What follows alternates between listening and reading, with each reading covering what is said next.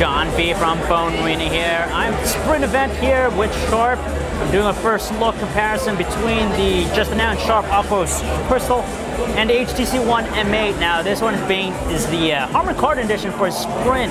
So let's just dive in and talk about the designs of both handsets. Now, on one hand, you're going to have more of a premium quality with HTC One M8 just because of that all-metal construction, that brushed aluminum casing. It just has a solid feel, and you know, it's just a very modern-looking phone. It just has a lot of attraction right from the get-go. But you can't count out the Sharp AQUOS Crystal 2. You know, it has a distinct styling. It's a hard line, so you can see around the edges here. Instead of being boxy, curvy or rounded, it's a little bit more square or sharp around the edges here.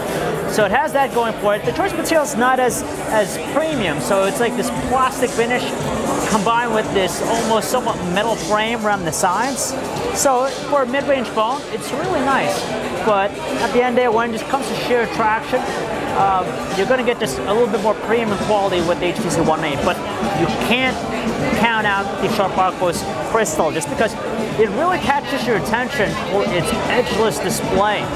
And that's what's so fantastic about it. You can see here up top on the sides, you can see the bezels around the HTC One M8's display, whereas it's gone with the Sharp AQUOS Crystal. So for a device, they both feature 5-inch screens. You can see how much more compact the Sharp AQUOS Crystal is in comparison to it. So that's something worth pointing out.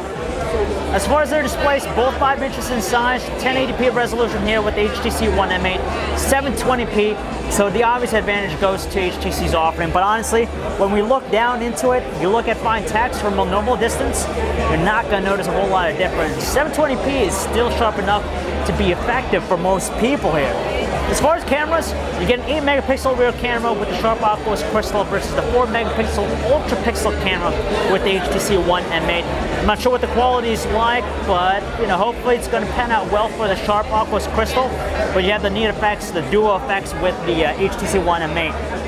Processor, you're going to have better hardware specs with the HTC One M8. It is a flagship device, so for gaming, for intensive processing, it's going to handle it a lot more than the Qualcomm Snapdragon 400 processor that's in use with the Sharp AQUOS Crystal. For basic things, you're gonna have no problems at all. And looking at it from just the home screen, simple, basic operations, we can tell here that they're pretty snappy in response. So it's hard to say until we run some tests to see which is going to be better between the two. And the software experience, you're going to get more functionality out of Sense.